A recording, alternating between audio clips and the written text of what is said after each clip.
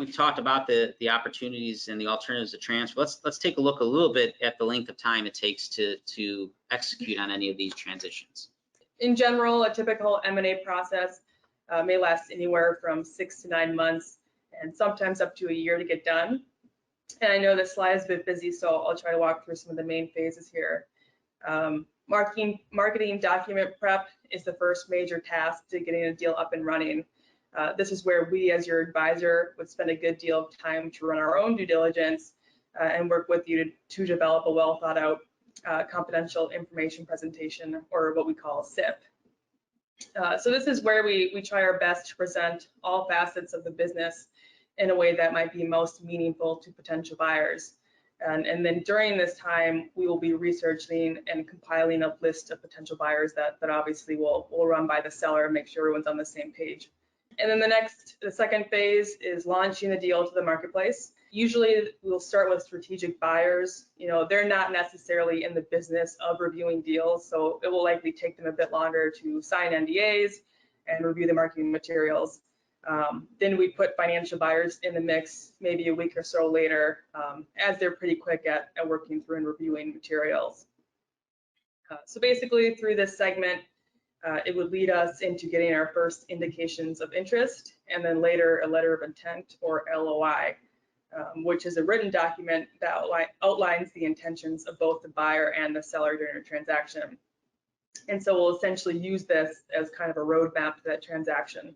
So best case, in a good M&A process, you may get several LOIs that you can negotiate to try to find the best of each, while trying to ultimately narrow it down to perhaps the best of all. And then you might pick the buyer who can agree with the best of all and move forward with them.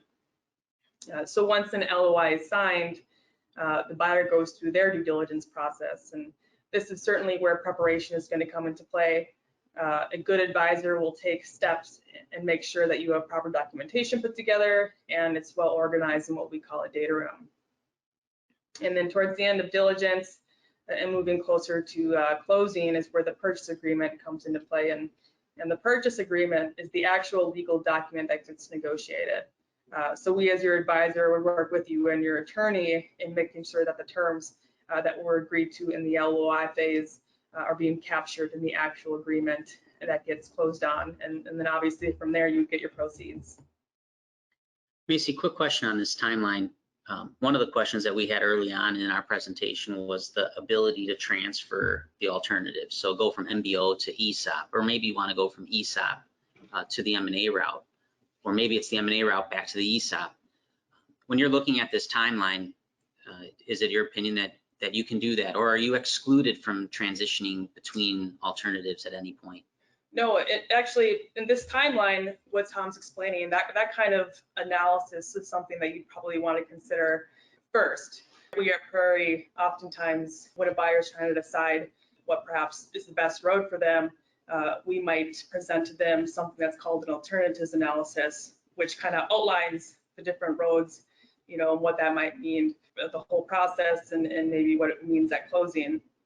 And so I would say in general, to answer your question, that would probably happen very initially before you choose anything, probably before you get down this road. Not to say that, you know, you can't back out, you know, maybe the buyer universe isn't as robust as you might have initially thought, and perhaps an ESOP might be a better route, but obviously all these things take time. And so doing that alternatives analysis in the beginning is certainly a very important piece to your decision making.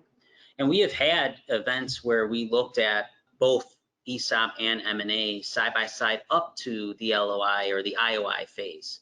It doesn't happen all too often, but you may want to see, look, I really like the ESOP idea, but I have to look and see what's out there in the marketplace. I feel like it's my duty to do that to protect our shareholders. And so you may ask to do a very limited marketing process, and we could just really test the market to see how much interest there is in the M&A world. But as Macy indicated early on in the process, you should have enough information to go down one road or the other, but it doesn't preclude you from switching gears at some point. The longer you go, the more costly it gets if you haven't made your decision.